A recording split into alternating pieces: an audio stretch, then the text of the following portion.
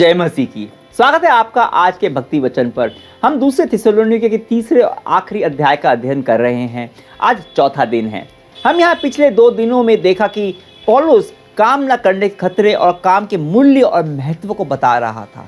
दरअसल वो यीशु मसीह की ओर से आदेश देता है कि सब कोई चुपचाप शांति से अपना काम करे और अपनी अपनी आवश्यकताओं को पूरा करे।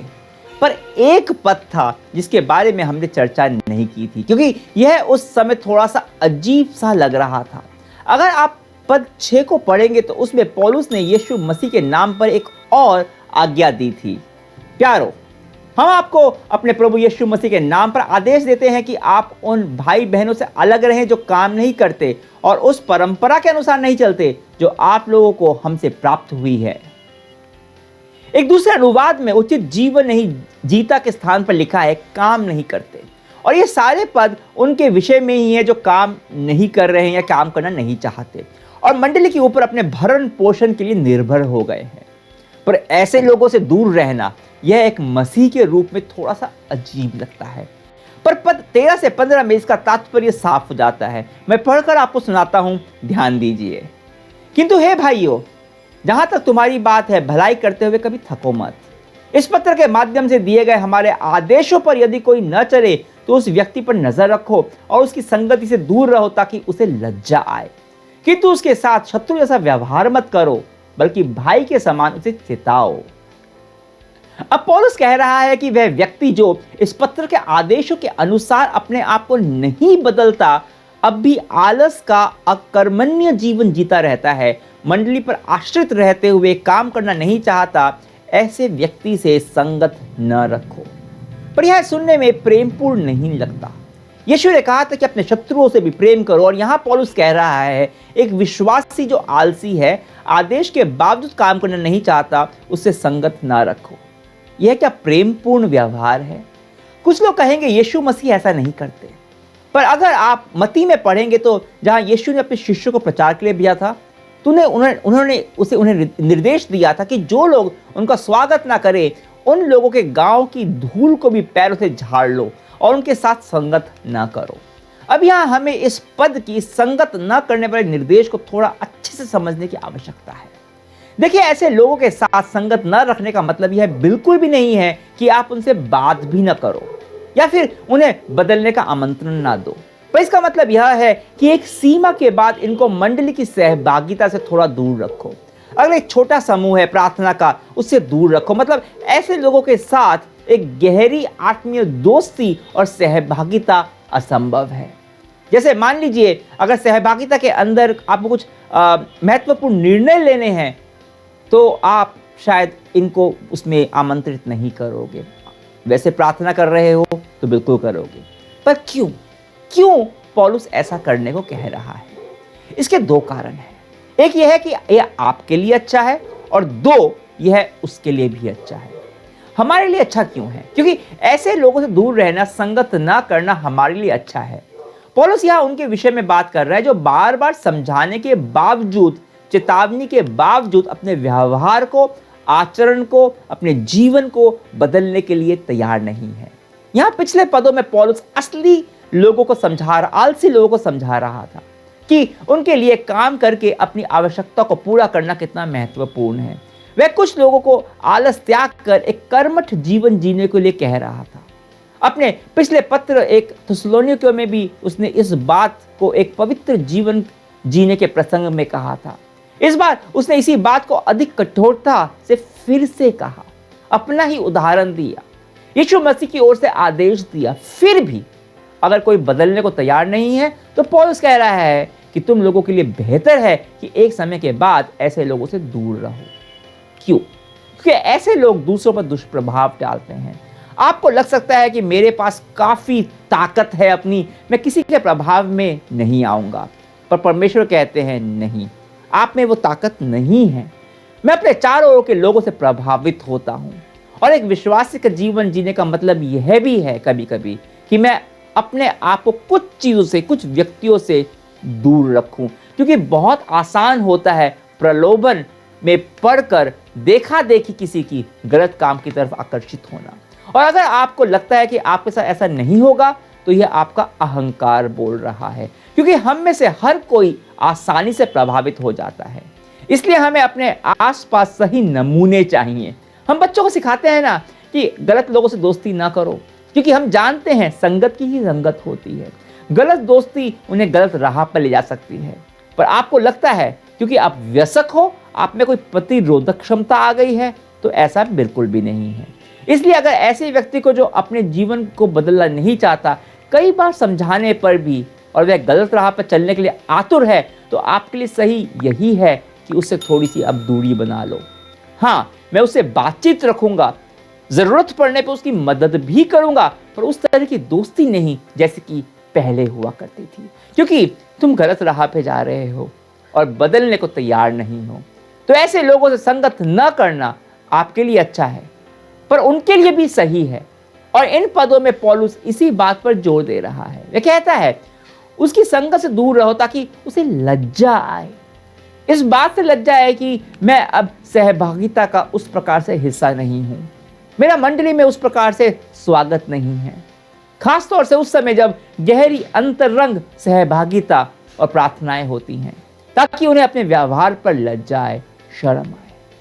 अब आप में से कुछ लोग कहेंगे, किसी को शर्मिंदा करना क्या गलत नहीं है? आप उन्हें शर्मिंदा नहीं कर रहे, उनका उपहास नहीं बना रहे, बस आपको उनके अंदर से जो उस लज्जा का अनुभव करा रहे हैं, जो उन्हें अपने रवैये कारण होनी भी चाहिए।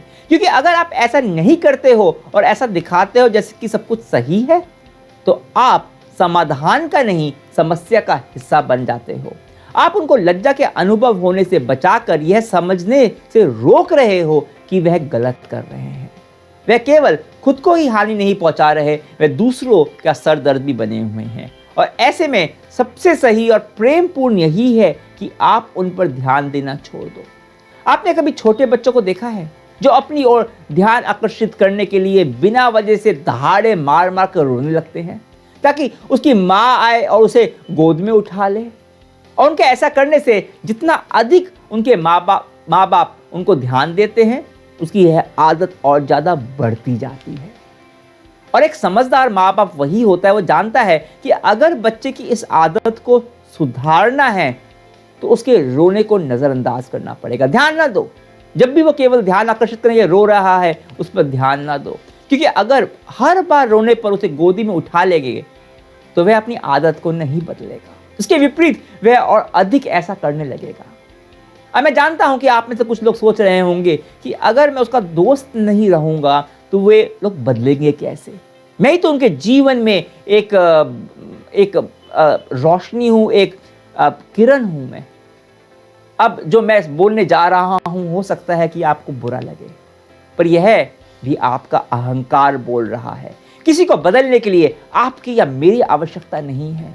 पवित्र आत्मा बहुत सामर्थी है, आप नहीं, मैं नहीं। सुनने में बुरा लग सकता है, पर सच यही है। ऐसा सोचना कि मैं नहीं होऊंगा किसी के जीवन में तो उसका जीवन अंधकार से भर जाएगा, मैं ही उसका एकमात्र दोस्त हूं, मैं ही उसकी एकमात्र आशा हूं, यह अहंकार की मानसिकता है। मैं ही हूं जो उसके बारे में सोचता हूं और कोई भी नहीं है। यही रवैया उसे खुद को बदलने से रोक रहा है। और मैं यह हल्के में नहीं कह रहा, ऐसा कहने में बुरा तो लग सकता है, पर कभी कभी प्रेम को कठोर होना पड़ता है। अब हर बात के लिए किसी से संगत तोड़ना तो गलत है। अगर किसी की राय मुझसे अलग है, या शायद किसी की शक्ल मेरे को पसंद नहीं है, या फिर उससे ऐवे ही मेरे को चिढ़ होती है और इसलिए मैं संगत नहीं करूँगा, यह गलत है। और यहाँ पे ऐसा बिल्कुल भी नहीं कहा गया। बाइबल अगर किसी से संगत नहीं रखने के बारे में कहती है तो सिर्फ उनसे जो परमेश्वर की आज्ञा का अवहेलना करते हैं, उसके आदेशों को नहीं मानना चाहते। बार बार समझाने के बाद भी, चेतावनी देने के बाद भी उन्होंने निश्चय कर लिया है कि वे आज्ञा नहीं मानेंगे। और वो लोग ये जानते हैं और आप भी जानते हैं।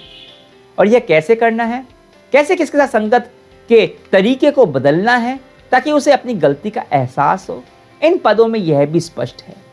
3 बातें। पहली, उनका परित्याग न करो। दूसरा, उनका सामना करने से न कतराओ। और तीसरा, अति भी मत करो। पहले पौलुस कहता है पद 13 में, भलाई करते हुए कभी थको मत। भलाई करते हुए कभी थको मत। लोगों का परित्याग ना करो, उनके लिए भला सोचो ना, उन्हें उठाकर रद्दी की तरफ फेंक मत दो।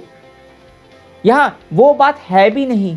आप इन लोगों की संगत से दूर रहते हो पर उनके लिए प्रार्थना करना नहीं छोड़ते, उनसे प्रेम करना नहीं छोड़ते, यह आशा नहीं छोड़ते कि परमेश्वर उनके जीवन में एक सकारात्मक बदलाव ला सकता है। आप भलाई करते रहते हो पर आप प्रेम में कठोर निर्णय लेते हो, आप उसका सामना करते हो। पौलुस कहता है उन पर नजर रखो। आप यह नहीं सोचते कि उनकी समस्या खुद ठीक हो जाएंगी, आप नजर रखते हो और उसके बारे में आप कुछ करते भी हो। पहले समझाते हो, फिर चेताते हो और फिर उसको अपनी संगति से दूर करते हो। पर पौलुस यह भी कहता है कि इसकी भी एक सीमा होनी चाहिए। उनके साथ शत्रु के समान व्यवहार मत करो, उसे चेताओ एक भाई की तरह, एक बहन की तरह। उनको ऐसा महसूस न कराओ कि वे लोग अधम हैं और उनका कुछ भी नहीं हो सकता और वे आपके शत्रु हैं। देखिए, यह भाई भटका हुआ है, बहन भटकी हुई है, उसे मदद की जरूरत है। मदद चाहिए सही राह पर आने के लिए, कभी समझाकर प्यार से, कभी कठोरता से पेश आकर। मैं जानता हूं कि यह आसान तो नहीं है, चुनौतीपूर्ण है और लोगों से निपटने के लिए मुझे और आपको परमेश्वर की बुद्धि और प्रज्ञा चाहिए। और इसके लिए मैं अभी आप लोगों के साथ प्रार्थना करना चाहूंगा। मेरे साथ कहिए, प्रभु मुझे बुद्धि दीजिए अपने भाई बहनों से निपटने के लिए। यीशु को बोलिए, यीशु मैं किसी के विश्वास को हानि पहुंचाना नहीं चाहता। तेरे लिए समाधान, तेरे दिए हुए समाधान को न मानकर, ऐसा समझते हुए कि मैं ही हूं उसका एकमात्र समाधान, जबकि असली समाधान तो तू है। तो अगर तू चाहता है कि तू कुछ समय के लिए मैं उसे दूर हट जाऊं, अपने से उसे दूर कर दूं, तो इसके लिए मैं तैयार हूं। यीशु, मैं अपने विश्वास को भी हानि नहीं पहुंचाना चाहता। अहंकार में रहकर यह सोचते हुए कि गलत चीजें मुझे प्रभावित नहीं कर सकती। मैं मानता हूं और मौके मिले और परिस्थिति आए तो मैं भटक सकता हूं और कर सकता हूं जो गलत है, वो कर सकता हूं जो गलत है। तो मेरे को बुद्धि दे, मेरे रिश्तों में मुझे बुद्धि दे, मुझे साहस दे कि किसी का परित्याग न करने का, चाहे कुछ भी हो। सामर्थ्य दे कि अपने अहंकार में न पड़ जाऊं। विश्वासियों के साथ भाई और बहन जैसा व्यवहार करने की क्षमता दे।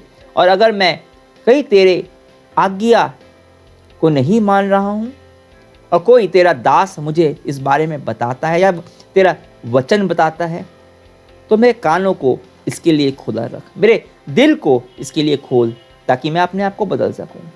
यीशु तेरे नाम से प्रार्थना करता हूं, आमीन। कल हम अपनी दूसरी थिस्सलुनीकियों के अध्ययन को समाप्त करेंगे आखिरी 3 पदों के साथ, पद 16 से 18 तक।